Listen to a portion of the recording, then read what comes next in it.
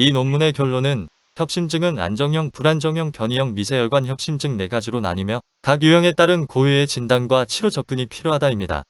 특히 변이형 협심증과 미세혈관 협심증은 협심증 환자의 약 50%를 차지하지만 기존 방식으로는 진단과 치료가 부족합니다. 안녕하세요. 사차원입니다. 오늘은 2020년 발표된 협심증 현대적 진단 및 관리라는 논문에 대해 말씀드리겠습니다. 저자는 토마스 조셉 포드, 콜린 베리이고 영국 글래스고 대학교 심혈관의학 연구소 소속 박사이자 연구원입니다. 관상동맥 미세혈관 기능장애와 비폐쇄성 관상동맥 질환 연구 전문가이고 특히 콜린 베리는 글래스고 대학교 심혈관의학 교수로 비폐쇄성 관상동맥 질환인 변이형 협심증과 미세혈관 협심증 연구의 권위자입니다.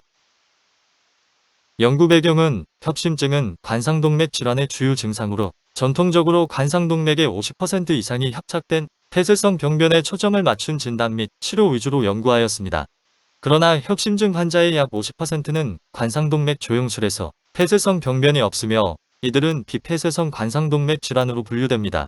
따라서 협심증의 최신 병태생리, 진단기술, 치료 전략을 종합적으로 정리하고 특히 비폐쇄성 관상동맥 질환인 변이형 협심증과 미세혈관 협심증의 중요성을 강조하고자 하였습니다. 연구 방법은 의학 연구 가이드라인 기준과 임상시험 데이터를 기반으로 최신 연구들을 통합하여 정리하였습니다. 4가지 협심증 유형의 병태생리, 임상적 특징, 진단 도구, 치료법을 체계적으로 분류하였고 특히 변이형 협심증과 미세혈관 협심증의 진단 방법과 치료 전략을 제안하였습니다. 그럼 주요 내용을 보겠습니다. 협심증 종류, 첫 번째는 안정형 협심증입니다. 가장 일반적인 형태로 관상동맥의 50% 이상이 협착되었을 때 발생하며 주로 운동이나 스트레스로 혈관이 수축할 때 흉통이 유발됩니다. 진단은 심전도, 관상동맥 CT, 관상동맥 조영술로 할 수 있고 치료 방법은 약물의 경우 베타 차단제, 칼슘 채널 차단제, 질산염, 스타틴, 아스피린이 있고 수술은 관상동맥 중재술 또는 관상동맥 우회술로 하며 금연, 체중관리, 운동의 생활습관 개선으로 치료를 합니다. 협심증 종류 두 번째는 불안정형 협심증입니다. 혈관 내 플라크가 파열되거나 염증으로 인한 혈전이 생겼을 때 발생하며 예측 불가능한 흉통으로 심근경색으로 진행 가능합니다. 진단은 심전도, 트로포닌 검사, 관상동맥 조영술로 할 수 있고 치료 방법은 약물의 경우 항혈소판제, 항응고제, 질산염, 스타틴이 있고 수술은 관상동맥 중재술 또는 관상동맥 우회술로 합니다. 협심증 종류 세 번째는 변이형 협심증입니다. 주로 혈관 내피세포의 기능 장애로 인한 관상동맥 경련으로 발생하고 새벽 야간에 기온이 떨어질 때 혈관이 수축하면서 흉통이 유발되며 나이가 젊은 환자도 있고 주로 흡연자 동아시아인에서 흔하게 발생합니다.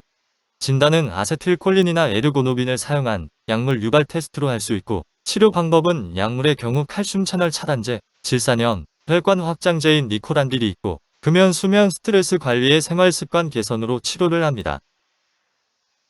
협심증 종류 네 번째는 미세혈관 협심증입니다. 변이형 협심증과 마찬가지로 주로 혈관 내피세포의 기능 장애로 인해 미세혈관이 수축하면서 흉통이 유발되며 관상동맥 조영술에서는 정상으로 나오는 경우가 많고 특히 남성보다 여성에서 1.45배 높게 발생합니다.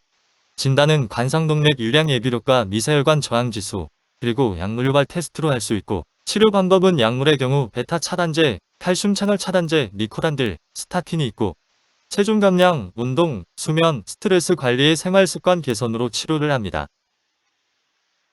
다음은 비폐쇄성 관상동맥 질환에 대해 세부적으로 알아보겠습니다. 비폐쇄성 관상동맥 질환은 관상동맥 협착이 50% 미만이지만 흉통이 발생하는 경우로 변이형 협심증과 미세혈관 협심증이 해당됩니다. 협심증 환자의 약 50%가 변이형 또는 미세혈관 협심증으로 진단되고 있고 많은 비폐쇄성 관상동맥 질환 환자가 변이형과 미세혈관 협심증을 동시에 가질 수 있으며 이는 임상시험 데이터의 약 25%에서 확인됩니다. 변이형 협심증은 내피세포 기능 저하와 동아시아인 유전 영향으로 발병합니다. 미세혈관 협심증은 주로 호흡곤란으로 나타나며 당뇨병과 고혈압 환자에서 빈번하게 발생합니다. 마지막으로 변이형 협심증과 미세혈관 협심증 발병의 주요 원인이 되는 내피세포 기능 저하는 산화 스트레스, 염증, 자율신경계 이상, 유전적 요인, 대사 이상, 호르몬 변화의 6가지 원인이 있습니다. 이 논문의 결론은 협심증은 안정형, 불안정형, 변이형, 미세혈관 협심증 4가지로 나뉘며 각 유형에 따른 고유의 진단과 치료 접근이 필요하다입니다. 특히 변이형 협심증과 미세혈관 협심증은 협심증 환자의 약 50%를 차지하지만 기존 방식으로는 진단과 치료가 부족합니다.